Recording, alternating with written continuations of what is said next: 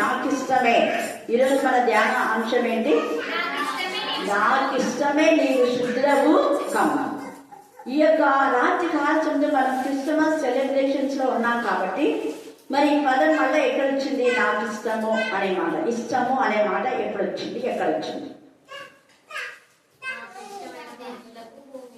సమాధానం కదా. అందుకనే ఇక్కడ లూకా సువార్తలో ఎంత తేజగా పరిశుద్ధాత్మదేవుడు మాట్లాడతారు చూడండి. 2వ అధ్యాయము లూకా 2:14 చదవండి. సర్వోన్నతమైన అంటే ఉన్నతమైన స్థలములలో దేవుడికి మహిమయు ఆయనకు ఇష్టమైన మనుషులకు ఇష్టమైన వాళ్ళకు కాదు. మనం ఎవరికి ఇష్టంగా ఉండాలా? దేవుడికి. ఎవరికి ఇష్టంగా ఉండాలా? మళ్ళీ చెప్పండి, మళ్ళీ చెప్పాలి. దేవుడికి ఇష్టంగా ఉన్న మనుషులకే సమాధానం. మరి దేవుడికి ఇష్టంగా లేకపోతే చెప్పండి, ఇష్టంగా లేకపోతే ఏముంటుంది? అసమాధానమే, సమాధానం ఉండదు. కరెక్ట్ చెప్తుంది. మరి నిజంగా నీలో సమాధానం ఉందా లేదని ఎవరు చెప్పనవసరంగా మనమే ఆత్మపరిచయం చేసుకుందాం.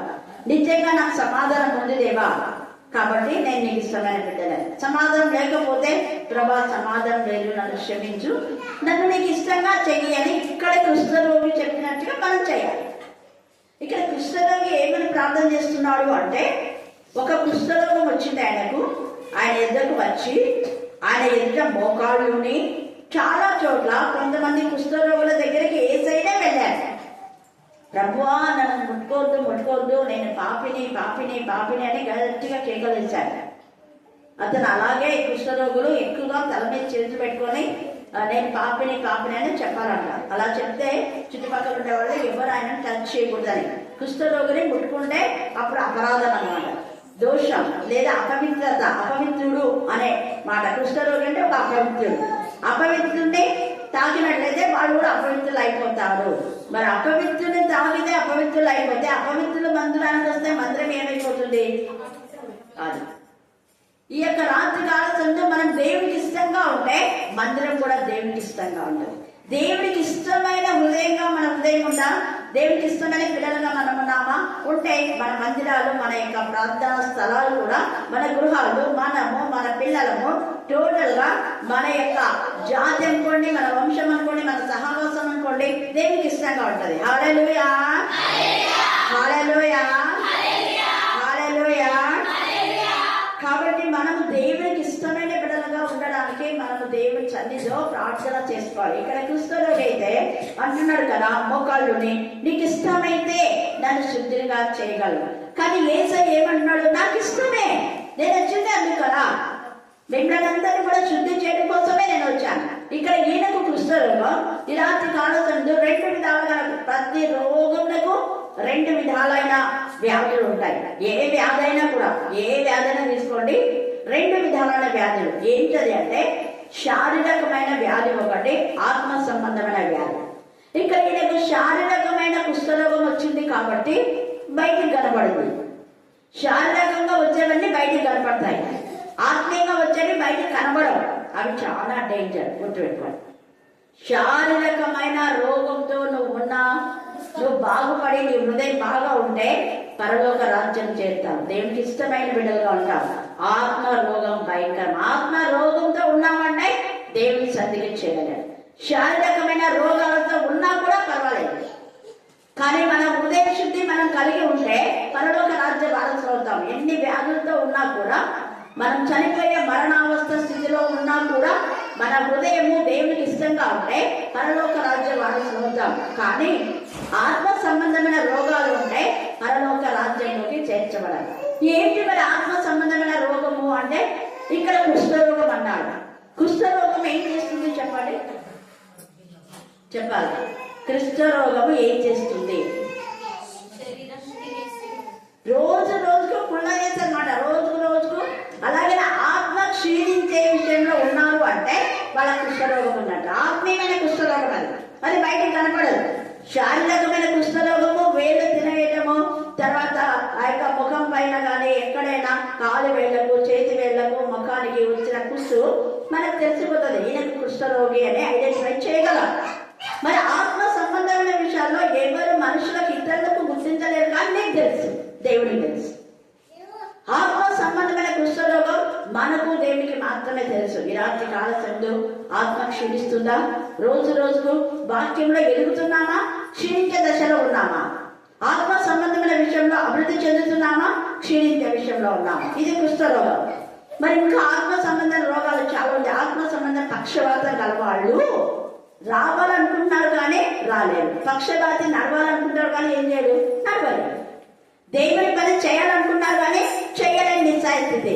ఆత్మ సంబంధమైన పక్షవాతం కలవాళ్ళు దేవుని బిడ్డలతో దేవుని పని చేయాలి అనుకుంటారు కానీ చెయ్యలేని నిస్సహాయ స్థితి. చేయాలని ఉంది బట్ నడవలేని శక్తిహీనులు. అలాగే ఆత్మలో శక్తిహీనులుగా మనం ఉన్నామేమో, ఆత్మలో బలహీనులుగా మనం ఉన్నామేమో. ఈ రాత్రి బలపరచబడాలి. మరి ఆత్మీయమైన గుడ్డితనము అంటే వాళ్ళు వాక్యం చదువుతారు కానీ ఆశ్చర్యమైన సంగతులలో దేవుడు ఉంటే వాటిని ఐడెంటిఫై చేయలేదు, వాటిని గుర్తించలేదు. దావీదు అంటాడు, ప్రభువా నీ గ్రంథంలో ఆశ్చర్యమైన సంగతులు నేను చూచులాగునా నా కన్నులు తెరవుము, నీ ప్రత్యక్షతలో కలుగులాగునా నా కన్నులు తెరవుము. పరిశుద్ధ ఆత్మతో శక్తితో నింపి నీ దర్శనం నాకు దయచేయి తండ్రి. నీ దర్శనం ఉంటే చాలు, ఎల్లప్పుడూ నేను చూస్తూ ఉండాలి. ఆత్మ నేత్రంలో నిజంగా తేజగా ఉంటే నువ్వు ఎల్లప్పుడూ ప్రభుని చూస్తావు, ఎల్లప్పుడూ వాక్యంలో ఉంటావు. నీ ధర్మశాస్త్రం నా ప్రాణులకు తెప్పరిగా చేస్తుంది అంటాడు. తర్వాత వాక్యం చక్కగా చూసుకుంటే యవనస్తుల ప్రవర్తన కూడా సరిగా ఉండాలి. వాళ్ళకి అప్పుడు ఆత్మీయమైన దృష్టి ఉంది అని అక్కడ అంటారు. ఆత్మీయమైన దృష్టి లేని వాళ్ళు ఊరికట్టడంలో చదివి దాన్ని పెట్టి మన పిల్లలు చెప్పినట్టుగా ఎప్పుడో ఒకసారి తీసి ఇలా తీసి చదివితే ఏమొచ్చినా నువ్వు నాశనం అయిపోతావు, ఇంకొకసారి తొందరగా వదిలిపెట్టుకో, ఇంకొకసారి కీడు నీ మీదకి వస్తుంది, ఇంకొకసారి ఇంకేంటి గుంతలో పడి ఎవరి పాపము వారి తల మీదకి వస్తుంది, ఎవరి తల్లి గుంతలో వాడే పడతారు. ఇలాంటివన్నీ వస్తే ఎంత బాగుంటుంది కదా. అలా కాకుండా ఒకవేళ వాక్యం ఇలా జరగగానే అమ్మను దేవుడికి చాలా ఇష్టమైన విధానం వచ్చినాకు కానీ నువ్వు ఇష్టంగా లేకుండా అబ్బో నేను దేవుడికి చాలా ఇష్టంగా ఉన్నానంటారు దృష్టికోడు. అందుకే అలా తీసి చదివేది ఇదేమి చిలక పంచాంగం కాదు. అలాగే వాగ్దానం కూడా మనం జనవరి రోజున తీసుకుంటున్నాం. ఆ వాగ్దానం అప్పుడే నెరవేర్చబడాలని కాదు, ఎన్ని సంవత్సరాలుగా నెరవేర్చబడుతుంది. వాగ్దానం ఎన్ని అయినా అన్ని ఉన్నావు అన్నట్టుగా ఉన్నాయి. రోజు నువ్వు చదివే వాక్యంతో కూడా దేవునితో వాగ్దానం చేస్తాను. హల్లెలూయా, హల్లెలూయా. ఆత్మ సంబంధమైన నేత్రం తెరవబడినప్పుడు రోజు నువ్వు ధ్యానించే ధ్యాన అంశంలో నుంచే దేవునికి వాగ్దానం పూర్తిగా మాట్లాడతారు. ఆత్మ నేత్రం తెరవబడిన ఆత్మ చెవులు తెరవబడినప్పుడు ఆత్మీయమైన చెవులు మనకు లేదు అంటే దేవుని స్వరాన్ని నేరుగా సులువుగా నువ్వు వినగలవు. అందుకే యోహాను సువార్త 10వ అధ్యాయంలో యేసు ప్రభువు అన్నారు, నా గొర్రెలు ఏమిటంటే నా స్వరాన్ని వింటాయి. మరి యేసయ్య స్వరాన్ని వింటున్నామా? వింటుంటే నీకు చెవులు లేనట్టే. శారీరకమైన చెవులున్నా పర్వాలేదు, పరలోకం చేద్దాం. శారీరకమైన గుడిదనం ఉన్నా పరలోకం చేద్దాం. అయితే ఆత్మే నేత్రం తెరవాలి. ఆత్మ సంబంధమైన వినికిడి మనం కలిగిన మన ప్రభు యొక్క స్వరాన్ని, మన తండ్రి యొక్క స్వరాన్ని మనం వినగలిగి ఉండాలి.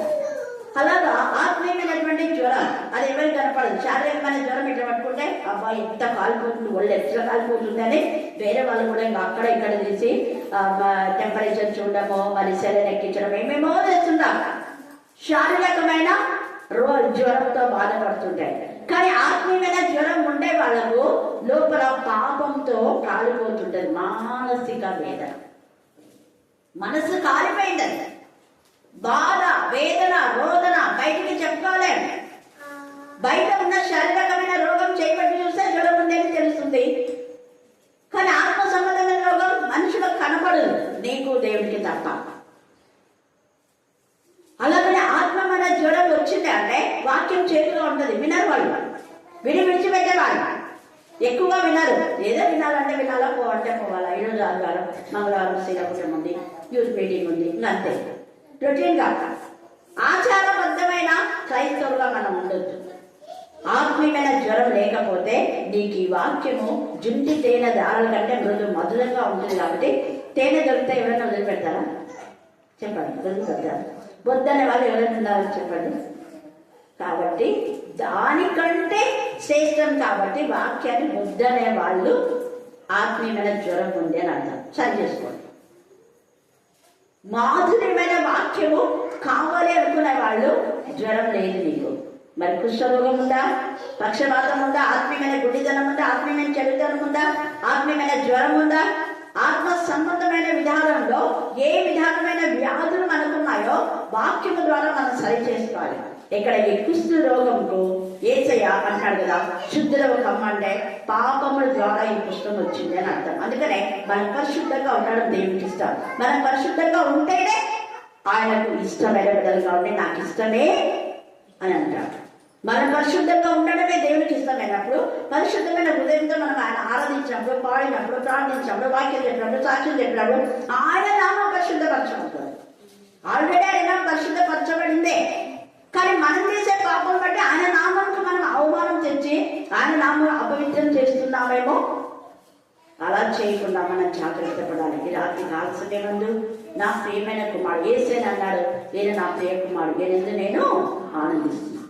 దేవుడికి ఇష్టమైంది ఏంటి? దేవుడు మనలో ఆనందించాలి, ఏదైనా మనలో ఆనందించాలంటే పరిశుద్ధులుగా చేయబడాలి. అందుకనే వెంటనే కృష్ణుడు అడుగుతున్నాడు, మనం కూడా అడుగుదాం యేసయ్యని, ప్రభువా నీకు ఇష్టమా, నేను శుద్ధం కావాలని మీకు ఇష్టమే కదా, నేను పరిశుద్ధ ఆత్మతో శక్తితో నింపబడాలి, దేవుడికి మరీ మరీ ఇస్తాను. అందుకే అపోస్తలుల కార్యం 2:38 నుంచి మీరు చదువుకోండి. పరిశుద్ధాత్మ తనను అడుగువారికి ఎంతో నిత్యంగా దయచేయాలంటే ఆయనకి ఇష్టం. అందరూ ఆత్మతో శక్తితో నింపబడాలని ఇష్టం.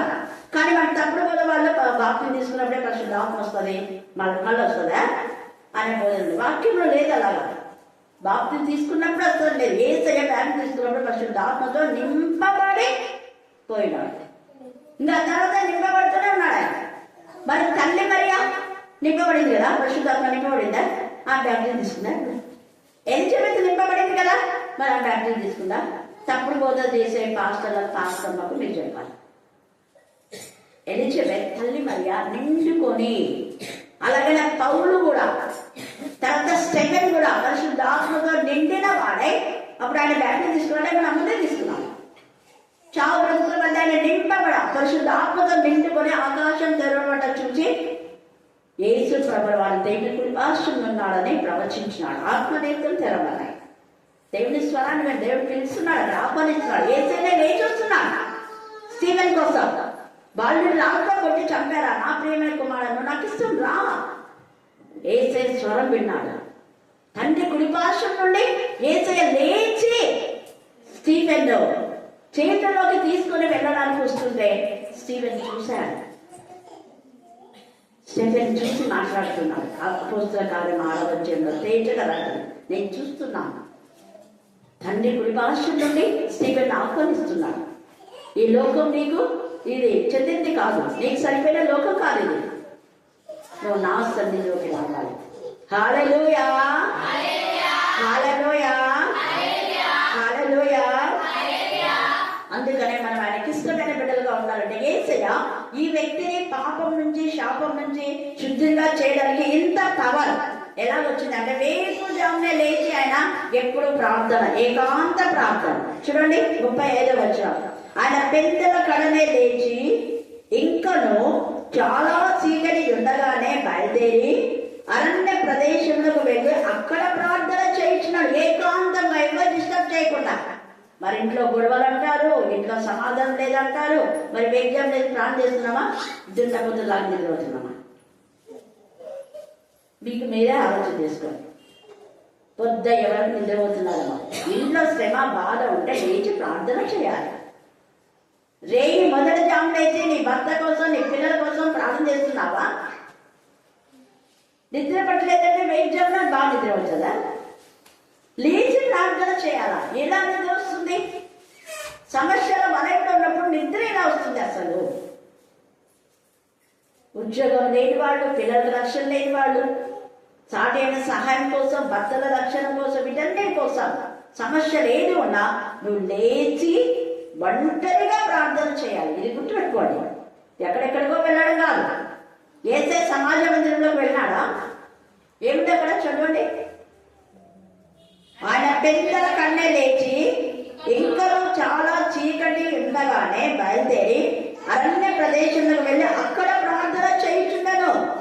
నేను చిన్నప్పుడు నేర్చుకున్నటువంటి అంశం ఇది. నాకు నా పరిశుద్ధాత్మ నాతో మాట్లాడి, మా అమ్మ నాకు నేర్పించిన విషయం. ఎగ్జామ్ వేసి ఫ్యామిలీ ప్రేయర్ ఉంటుంది ఖచ్చితంగా. కొంత తర్వాత ప్రత్యేకంగా మీరు వ్యక్తిగతంగా చేసుకోవాలి అని చెప్పారు. లేదా ముందేనన్నా మీరు చేసుకోవాలన్నా ఫ్యామిలీ ప్రేయర్కి రండి. అక్కడ మాకు కానుక చెట్టు ఉండేది, దానికి అలారం గంట అది టైం పెడతారు. ఖచ్చితంగా 4 బెల్ పెడతారు. పర్సనల్ ప్రేయర్గా దాన్ని ముందర తీసుకోవాలి. ఫ్యామిలీ ప్రేయర్ అయిపోయిన తర్వాత నేను చేసుకోవాలి. ఖచ్చితంగా పర్సనల్ ప్రేయర్ చాలా చాలా ప్రాముఖ్యం. ఈ రాత్రి కాల్సింది ఎలాగున్నా మనం ఆశీర్వదించబడాలంటే ఊరికి ఆశీర్వాదాలు. దేవుడికి ఇష్టంగా ఉండే బిడ్డలు ఈ పని చేస్తారు.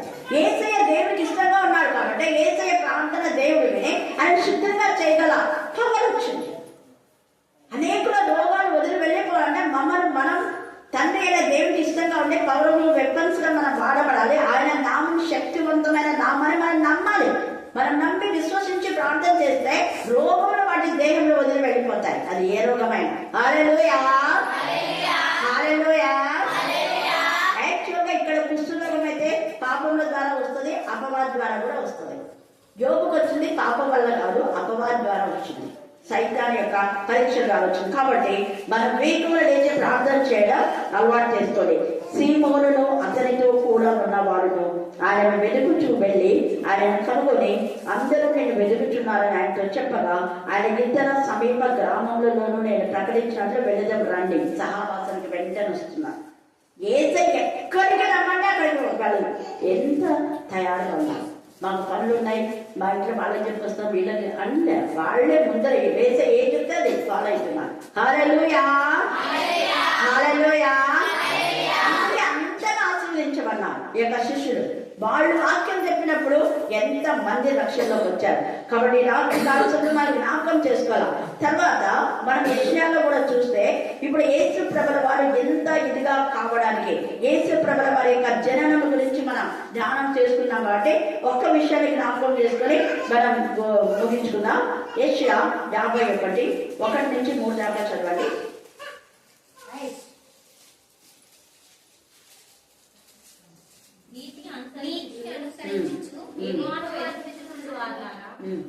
నా మాట వినుడి. మీరు ఏ బండ నుండి చెక్కబడితేరో చూడండి, మీరు ఏ బండ నుండి చెక్కబడితేరో దాన్ని ఆలోచించుడి. మీరు ఏ గుంట నుండి త్రొగబడితేరో మీరు ఏ గుంట నుండి ఆలోచించుడి. దాన్ని ఆలోచించుడి. మీ తండ్రి అయిన అబ్రహాము సంగతి ఆలోచించుడి. మిమ్మును కనిన సారా సంగతి ఆలోచించుడి. ఏసే ఆలోచించాడు తన జననాన్ని, తన ముద్రవ శారా, మిమ్ముని కనిన శారా. మమ్మల్ని ఇప్పుడు కన్నది శారా ఇది సాగదు కదా అని అనుకోవచ్చేమో. అక్కడి నుంచే మనం జనరేషన్. అబ్రహాము దేవుడు నమ్మిన అది అతనికి నీతిగా నమ్మిన వారందరూ కూడా నీ కుమారులు అవుతారని ప్రవచనం, అబ్రహాముకి ఇచ్చిన ప్రవచనం. నువ్వు ఆశీర్వదించబడ్డ వాళ్ళంతా ఆశీర్వదించబడతారు. నమ్మిన వారి వల్ల సూచక్రియలు జరుగుతాయి. కాబట్టి ఎవరు నమ్ముతారో వాళ్ళంతా అబ్రహాం సంతతే, అబ్రహాం పిల్లలే. దేవుని నమ్మిన వాళ్ళు శారా తల్లిగా చేయబడుతుంది. అందుకే మొదట మనం శారాల గురించి జ్ఞాపకం చేస్తారా. మృత తుల్యమైనటువంటి శరీరంలో దేవుడు అద్భుతకాలు చేసినట్టుగా నిరాద్రి కాలంలో నీ జీవితంలో అద్భుతకాలు చేస్తారు ఖచ్చితంగా. ఎందుకు అంటే మనం యెషయా 9:6 యేసు ప్రభుల వారు ఆశ్చర్యకరుడు, నీకు ఆలోచన ఇస్తాడు. ఆశ్చర్యకరుడు, ఆలోచనకర్త, బలవంతుడు దేవుడు, నిత్యులకు తండ్రి, సమాధానకర్తయుడు, అధిపతి. ఆయన మనలో ఉండే మనకు నిత్య సమాధానమే. హల్లెలూయా, హల్లెలూయా, హల్లెలూయా. సాతాను ఎన్ని కుయుక్తులు చేసినా, ఎన్ని జిమ్మింగ్ చేసినా కూడా దేవుడు సమాధానం అనేది ఎప్పుడు అంటే నిరాటంగా మన ప్రయత్నం సాగిపోతున్నప్పుడు సమాధానం. ఇక్కడ ఎక్కడ బ్రేక్ చేయలేదు. ఎంతమంది వేరేలు యేసు ప్రభుల వారిని అందుకున్నారు. పరిసయ్యులు, శాస్త్రులు ఎవరెవరో యేసుని శోధించి ఆయన వాక్యం చెప్పకుండా చేయాలని చాలా చాలా ప్రయత్నించారు. ఎక్కడ బ్రేక్ కాదు. అది సమాధానం. నువ్వు నీ యొక్క వాక్య అనుదిన ధ్యానం ఇంత టైం అని పెట్టుకుంటే బ్రేక్ కాకుండా నువ్వు వాక్యం చేస్తున్నావా? బ్రేక్ కాకుండా ప్రార్థన సమయాన్ని కేటాయిస్తున్నావా? అన్నిటికీ సమయం ఉంది. పనికి పోవడానికి సమయం ఉంది, స్కూల్లో పోవడానికి సమయం ఉంది, తినడానికి సమయం ఉంది, తయారు కావడానికి అన్నిటికీ సమయం ఉంది. కానీ సమయం దేనికి ఉండదంట కొంతమందికి. వాక్యం వినలేక టైం లేదు. వాక్యం చదవనిక టైం లేదు, ప్రాణం చేయనిక టైం లేదు, ఎక్కడ కాదు అంటుంటాడు. కానీ దేవుడు కూడా అప్పుడు అంటాడు, నువ్వు అడిగేదానికి నో టైం అంటే. నువ్వు నో టైం అంటే దేవుడు కూడా నో టైం. నువ్వు ఆలస్యం చేస్తే నీ పనులు కూడా ఆలస్యం అయిపోతాయి. గుర్తుపెట్టుకోండి. ఈ యొక్క రాత్రి కాల్సిన పెందల కన్నా మొదట ఫస్ట్ ప్రయారిటీ దేవునికి ఇస్తున్నాడు ఏసయ్య. అందుకనే ఏసయ్య ఏది చేసినా కూడా అది సఫలం అవుతుంది. నువ్వు చేసే ప్రతి కార్యం సఫలం కావాలంటే ముందు మనం ఏసై చేసిన పని చేయాలి. దేవునికి మనం ఇష్టంగా ఉంటే నువ్వు ఎవరెవరినైతే ప్రార్థన చేసే వారికి అందరికీ దేవుడు బ్లెస్సింగ్ ఇచ్చేస్తూనే ఉంటాడు. నాకు ఇష్టమే తేజని చెప్తున్నా, ఇష్టం కాదని చెప్పలేదు. కారణం ఏంటి? అతను తన తప్పు ఒప్పుకుంటున్నాడు. మొక్కాళ్ళు నేను బాగుపడాలనుకుంటున్నాడు, శుద్ధి కావాలనుకుంటున్నాడు, పరిశుద్ధపరమైన బిడ్డగా జీవించాలనుకున్నాను. ఇక్కడ చెప్దామనేసి ప్రభా నేను పరిశుద్ధంగా జీవించాలనుకున్నాను, నేను నీకు ఇష్టమైన బిడ్డగా ఉన్నాను, నువ్వు చేసిన విధానంలో నేను లేకుండా ప్రార్థన చేస్తా ప్రభా, నీకు నేను వస్తూ ప్రయత్నిస్తాను తండ్రి. నువ్వు ఏ విధానంలో పరిచయం చేశావో నాకు శక్తి లోపల కూడా నేను కూడా పరిచయం చేస్తా అని చెప్పండి. అద్భుత కార్యాలు దేవుడు చేస్తాడు. అది ఆశ్చర్యకరంగా ప్రత్యక్షమవుతాడు. శారా జీవితంలో ఆశ్చర్యమే, అబ్రహాం జీవితంలో ఆశ్చర్యమే, మీ జీవితంలో కూడా ఆశ్చర్యం చేస్తాడంటాడు దేవుడు. వాళ్ళు ఎప్పుడు దూతలు వస్తారో, ఎప్పుడు ఇలా శుభ సమాధానం చెప్తారో వాళ్ళకి తెలియదు. అనుకోని విధానంలో తండ్రి కుమార పరిశుద్ధాత్మలు వచ్చి వాళ్ళ దర్శించి వాళ్ళ ఆతిథ్యం తిని మీ దగ్గరికి నీవు ఒక మాడికి అంటావు అని చెప్పారు. ఆశ్చర్యం కలిగింది. నువ్వు ఊహించిన ఆశ్చర్యం చేస్తాడు దేవుడిని. తల్లి మరియా అనుకోలేదు, దయాప్రాప్తురాలా నీకు శుభ. ఈ యొక్క లోకాన్ని ఏలేటటువంటి ఆ యొక్క రారాజు యేసయ్య నీ గర్భంలో నుంచి జన్మించబోతాడు. ఈ శారా యొక్క తల్లి గర్భం నుంచి జన్మిస్తాను. ఎంత గొప్ప కృప. హాగరు జ్ఞాపకం చేసుకొని అన్నారు. అయితే హాగరు మధ్యన వచ్చింది మధ్యనే, కానీ ఎవరి జ్ఞాపకం చేసుకున్నాడు? శారా. హల్లెలూయా, హల్లెలూయా, హల్లెలూయా. అందుకనే శారాను దేవుడు జ్ఞాపకం చేసుకోమనడానికి కారణం ఒక్కటే, దేవుడు శారా జీవితంలో అద్భుతం చేశాడు. రాత్రి కాలంలో అద్భుతములకు వారసులం అవటానికి మనం దేవుని సొంత ప్రార్థన చేస్తాం. తర్వాత మనం చూస్తే యోహాను సువార్త 20వ అధ్యాయం 19వ వచనం అక్కడ చదవండి. యేసు ప్రభుల వారు సమాధానకర్తగా ఆయన నోటి నుంచి ఏమొచ్చింది చూద్దాం. సమాధానం కలుగాక, పీస్ అంటే ఎంత బాగా చెప్తారు. నీకు సమాధానం, మీకు సమాధానం. 20వ అధ్యాయము 19వ వచనం. అతడు నీవును 5 పట్టణముల మీద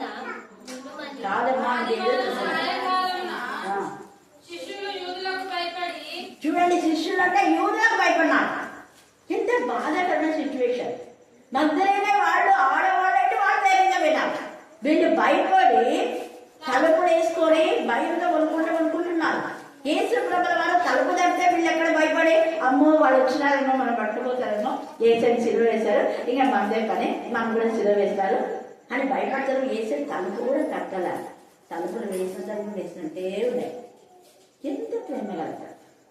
తట్టే ఎక్కడ భయపడి కొంతమంది హార్ట్ కూడా చచ్చిపోతారు, కలవరపడతారు. తట్టలేదు, తట్టకుండా వేసిన తలుపులు వేసినట్టుగానే ఉన్నాయి. ఏసై వారి దగ్గరికి వచ్చి సమాధానం కలుగుగాక అని చెప్పుకుంటున్నారు. అదేంటి ప్రభా తలుపులు వేసినట్టు ఉన్నాయి? అవును నేనే అన్నాడు. మళ్ళీ అంటున్నాడు అక్కడ ఇంకొక వచనంలో 26వ వచనంలో కూడా మళ్ళీ రెండవసారి చూడండి. ఆయన శిష్యులు మరలా లోపల ఉన్నప్పుడు తోమా వారితో కూడా ఉండెను. తలుపులు మూయబడి ఉన్న మొదటి వచ్చినప్పుడు తోమా లేడు. వీళ్ళు చెప్పారు నేను నమ్మనన్నాడు. మళ్ళా తోమా కోసం ఒక్క వ్యక్తి కూడా నశించడానికి ఏసైకి ఇష్టం లేదు. ఆ ఒక్క తోమాలో ఉన్న సందేహం తీర్చాలని ఏసై రెండవసారి పోయాడు. నీకు నాకు సమాధానం వేయడానికి భారతదేశానికి తోమా వచ్చాడు. హల్లెలూయా, హల్లెలూయా. వాళ్ళు కూడా వేసినట్టుగానే ఉన్నాయి.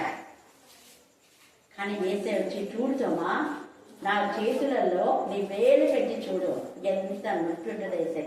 ఆ నొప్పైనా భరిస్తాను, కానీ నువ్వు మాత్రం అల్ప విశ్వాసి కావద్దు, అవిశ్వాసి కావద్దు. చూసినాము కానీ చూడక నమ్మిన వారు ధన్యులు.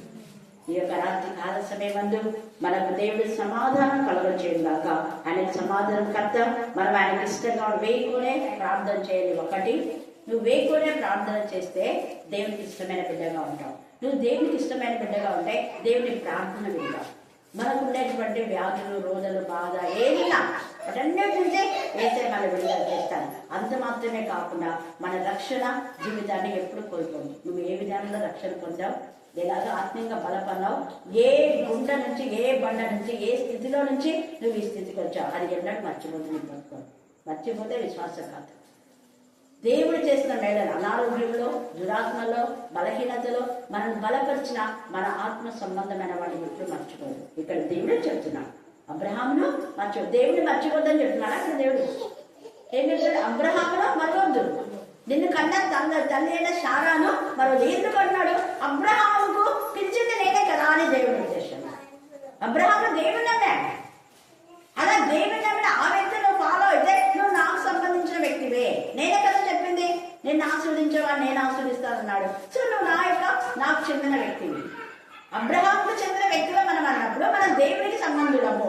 అబ్రహాము దేవుడిని ఫాలో అయ్యాడు కాబట్టి అన్ని విడిచిపెట్టి దేవుడిని వెంబడించాడు. అబ్రహాం వెనక చూడలేదు, ఏ ప్రదేశం తెలియదు, అడ్రస్ లేదు, ఏం లేదు, ఉన్న ఫలంగా వచ్చేసాడు అబ్రహాం.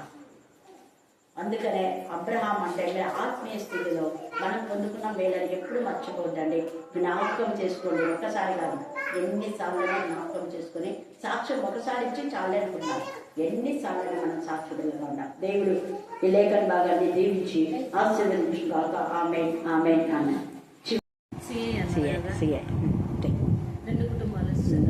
వాక్యం చదివి, ఇప్పుడు నీకు చెప్పిన వాక్యం చదివి 2 కొట్ట. మేరీ విజయ్ భాస్కర్, మల్లికా రెడ్డప్ప గారు, లక్ష్మి, తర్వాత నాగమణి కూడా నలుగురు కోసం. నాగమణి గుర్తుంటుంది కదా, కర్ణాటక. నాగమణి మల్లిక వాళ్ళ అక్కనే, డిప్యూటీ కలెక్టర్ మేడం వాళ్ళ అక్క. వాళ్ళ అక్క రెడ్డప్ప లేకుండా మళ్ళీ నీకు అన్ని గుర్తుంటాయో లేదో, గుర్తుంటుందా?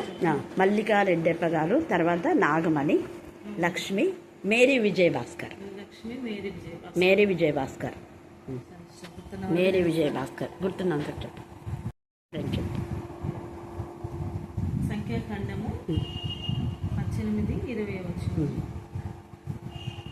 మరియు యెహోవా అహరోనుతో ఇట్లనెను, వారి దేశంలో నీకు స్వాస్థ్యం కలగదు, వారి మధ్యలో నీకు పాలు ఉండదు. ఇశ్రాయేళ్ల మధ్యను నీ పాలు నీ స్వాస్థ్యము నేనే. ఇశ్రాయేలీల మధ్యను నీ పాలు నీ స్వాస్థ్యము నేనే. దేవుడి వాక్య భాగం దీవించి ఆశీర్వదించుగాక. ఆమేన్, ఆమేన్, ఆమేన్.